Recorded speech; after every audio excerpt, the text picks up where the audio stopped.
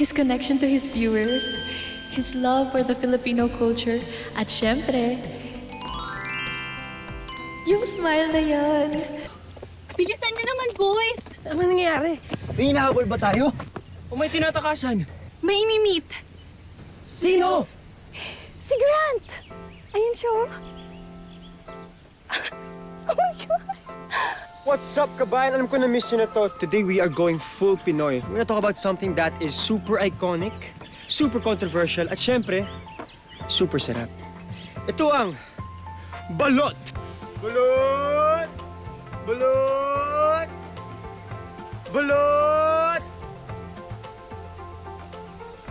Pag yung mga foreigners dumadayo dito, ito talaga yung mga pinapatikim namin sa kanila. Hindi mo ito nakikita kung saan-saan, dito rin sa Pilipinas, you know? His connection to his viewers, his love for the Filipino culture, at syempre, yung smile na yan. Mapapangiti rin ba siya ng ganyan pag nakita niya ako? Universe, this is it!